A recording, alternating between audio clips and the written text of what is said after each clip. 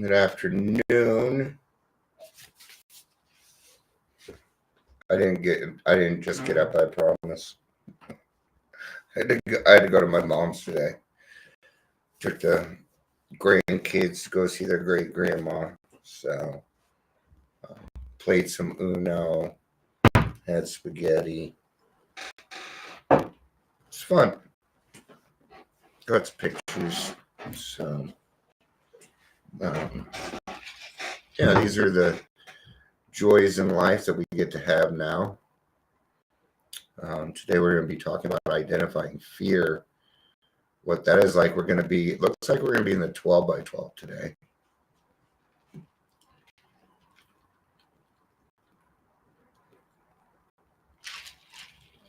All right.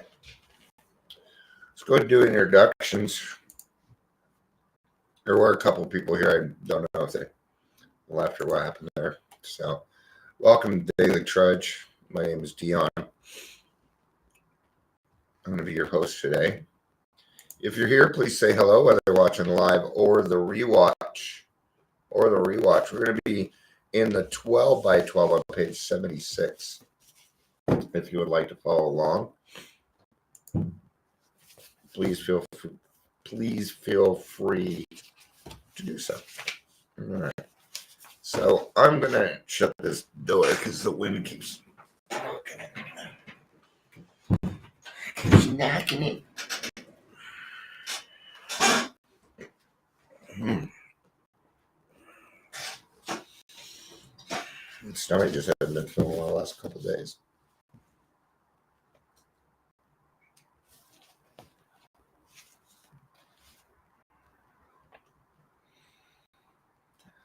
Let's go back to page 75.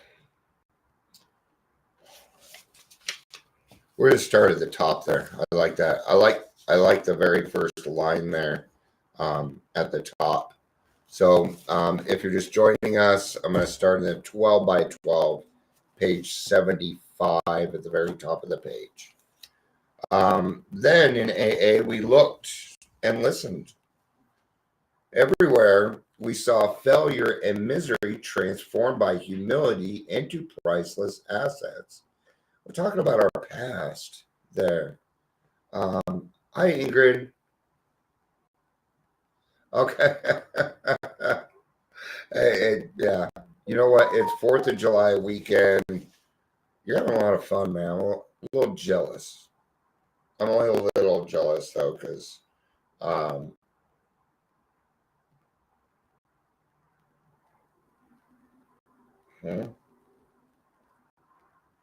we decided on going down on Friday. I have no idea what you're talking about. I think I'm about to get oops, sorry, wrong person. All right. So we heard story after story of how humility brought strength out of weakness. In every case, pain had been the price of admission into a new life. Okay. It's always the admission. Okay. You thought there wasn't a cost. Oh, there's a cost. See, that's why AA does. That's why we say there's no rules. There's no more access to grind, because you already paid the price, man. You already had trust me, you paid the price. I don't care how old you are. I don't care if you're 18 and you drank for a year and a half. If you paid the price, it was enough. And I don't blame you. Right? But the submission price had purchased more than we expected.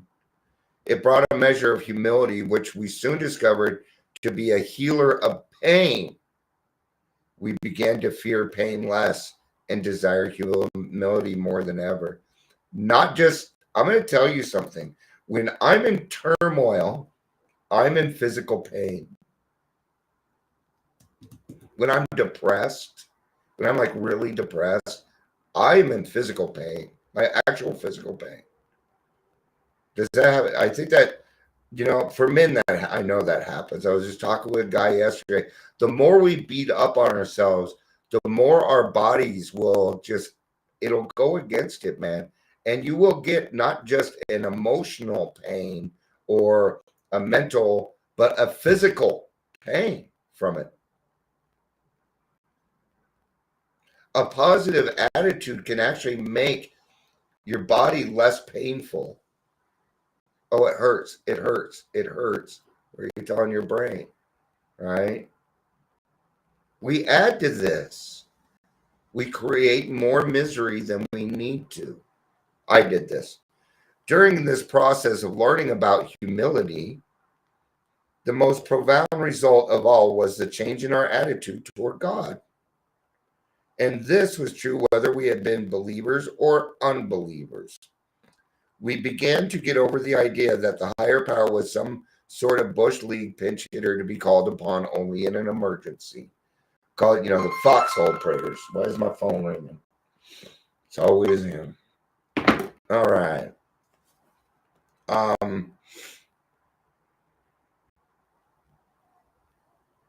is that? The notion that we would still live our own lives, God helping a little now and then, began to evaporate. I get to do what I want. I really do. Right? Like Ingrid, you get to do what you want too, right? It's just that what I want now is to go to Six Flags with my kids. What I want is to get in the car and go spend time with my mother and everybody. What I don't want is to drink. I don't want that life anymore. So see, my wants have changed, and because my wants have changed, and these are wants, man, and there's nothing wrong with wanting things. There really isn't. Okay, just don't count on that. We were playing Uno, and my mom kept telling the girls, "Don't plan your next move. Don't even bother planning your next move. It's gonna change before it gets there." Right? My mom's been in the program for a long time, so 39 years now. It's either 39 or 40. So many of us thought ourselves religious, awoke to the limitations of this attitude. Refusing to place God first, we had deprived ourselves of his help. But now the words, "Of myself I am nothing, the Father doeth the work," began to carry the bright promise and meaning. So when we get in here and we're reading the doctor's opinion, it says that we are helpless. That is because we are helpless in the fact that I refuse to ask for help. Okay? I asked for help now. I'm no longer helpless. That was a decision I made. That was not a state of being. That was a decision I made up here to be helpless by not asking for help. Now I ask for help. I am no longer helpless. The drink, the obsession to drink has been removed. I am no longer hopeless. I'm hopeful. I'm helpful. Okay? We saw, and this all came around from humility. What is humility? Asking God for help. It's humility. Asking for help.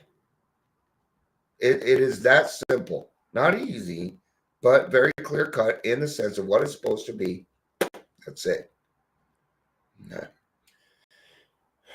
We saw we needn't always be bludgeoned and beaten into humility. So, and this is how I say it. They say that pain is the touchstone to all progress, but it is not required.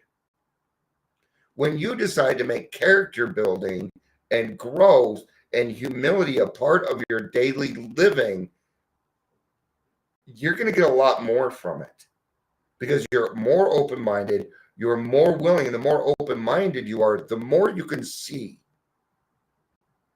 The more you can see out there. It could come quite as much from our voluntary reaching for it as it could come from our unremitting suffering.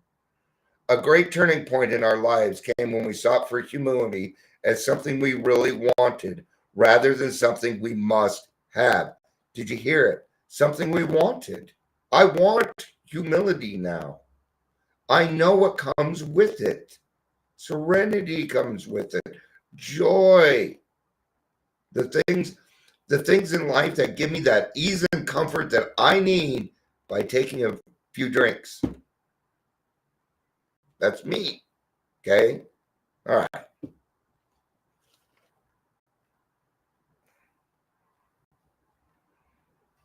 What was that? Okay.